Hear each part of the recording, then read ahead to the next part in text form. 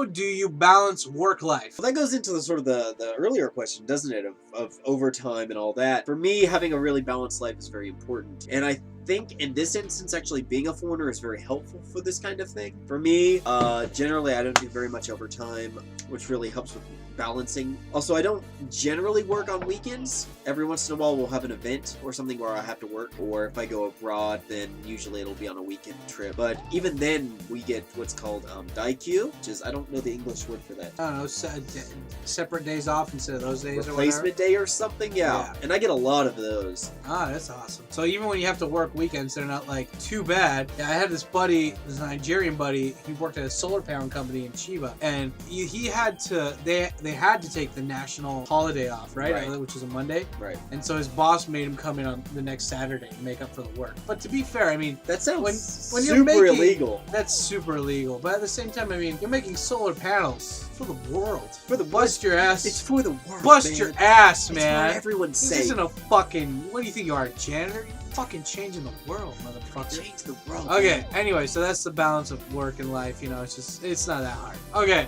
Next. Oh, this one. We got a lot of them. This is great. We'll try to breeze through these. This is Abdel 1 month ago. How much ass kissing is there, and do you need to take the blame even when it wasn't your fault? No, I'm with you. With a very progressive company. I work for a very large, very international, global company now. But for my first job, it was always my fault, and everything I did was wrong. For that, I'd have to say that it depends on the job you work. Really, I mean, if you're kissing ass all the time and everything is your fault, don't work there. Quit. Yeah, exactly. It is really soul destroying. Yeah, you really shouldn't be working there to begin with. Yeah, him and I have both had our experiences of shitty fucking companies and schools that we've worked at in the past, and he's just like, guys, life's too short. I mean, if you're in a shitty situation, one way that we made it better is that we both moved to Tokyo, because in Tokyo you have plenty of options. Another way we did that, so that way if you have a shitty job, you just quit, you move over. Like, there's literally millions of companies in Tokyo. Just pick another one. Trust me, you keep searching, you'll find one. But also saving money. Oh yeah, saving money. Like, don't be a fucking. I met a guy last month. He's like, I only got $50 in my bank account, and I'm like, you're 35, dude. That's sad. That's so sad. Anyway, but let's move on to the next one then. If you feel sick, is it easy to stay at home, or do you need to give like 20 hours before so that they know that you're ill or whatever? Or what? Well, I mean, for me, I've only taken one sick day off in the year that I've and some change that I've worked there.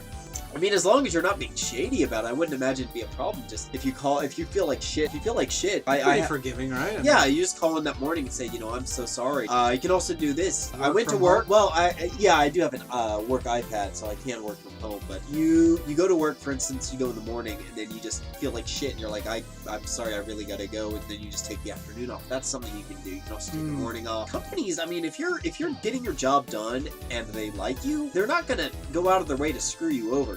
Yeah, right. Exactly. I mean, it's not like they want to retain you. At these big companies, like he worked for a big company. My old company that I used to work for, that I was a translation outsourcing manager, for our website. I mean, that was a pretty progressive company too. Well, I mean, also they kind of got all the profit from porn, even though they weren't specifically a porn company. Yeah, I mean, same thing. Like at my old job too. I mean, like if you were sick, you could come in late, and as long as you left earlier, you made up the time at another day. They were totally cool with that. As long as you made up the time that you lost. I don't have to make up time. If I'm using, for instance, well, no, if you're a sick day and you want to use a day off, that you can do that. But I'm saying, if you're like, I was feeling really shitty this morning because I was drunk and I was tired after hitting my hand and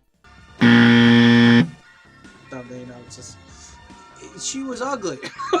Totally had it coming. Totally her fault. Yeah. AIDS!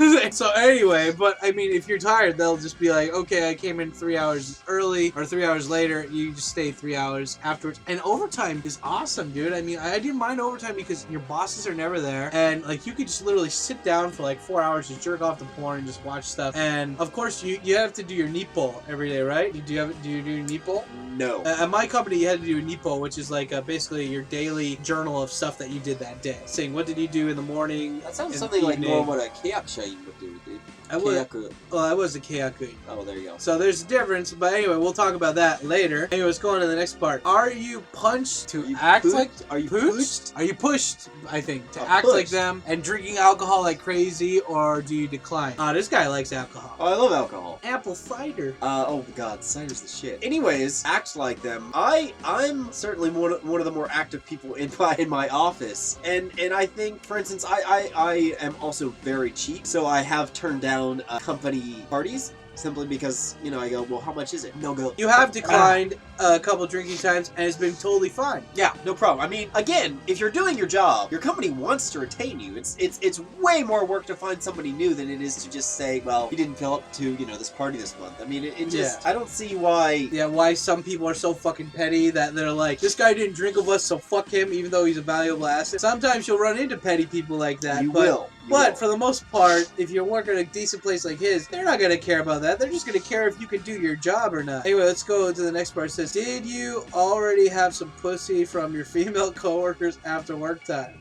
Again, serious relationship, and I think that dating a coworker would be a very bad You thing. don't shit where you eat. I don't know. We both say we both I think on it's the a same terrible there. idea. I just like you're in a fucking city with over like 10 million women. Like I'm pretty sure those are good odds that why do you need to shit where you eat? I mean, my whole thing is just if you date a coworker, what happens when you break up? Yeah, you're still gonna have to see that person every day. I don't like awkwardness. That's just gonna be super know? awkward. I wouldn't want to do that. That is just awkward, man. I couldn't. No bueno. So no, actually, to be honest, I did fuck a coworker like at least 2 or 3 times. So. But I have not. I was an English teacher, and it was like I was moving schools, and I was an ALT, and so that was.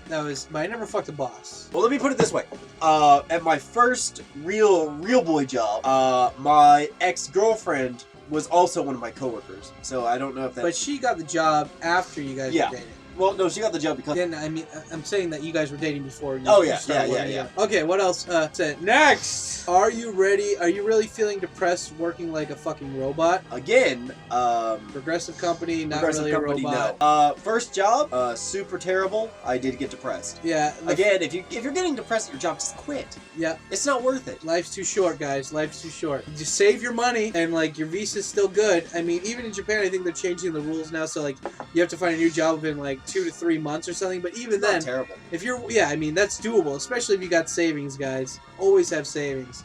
What else? Heard is next. Heard it's tough to save money. Is that true? Do you still have some money to save after paycheck and paying bills? If so, how much are we talking about? Well, if you work for a normal Japanese company, you get bonuses on top of what you already make. Yeah. I am able to save quite a bit of money. At least it's easy to save $1,000 at least a month here.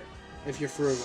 If you're real frugal, $1,000 is probably doable. I mean, the average, for instance, the average salary for a Japanese person in Japan is about probably $2,000 a month.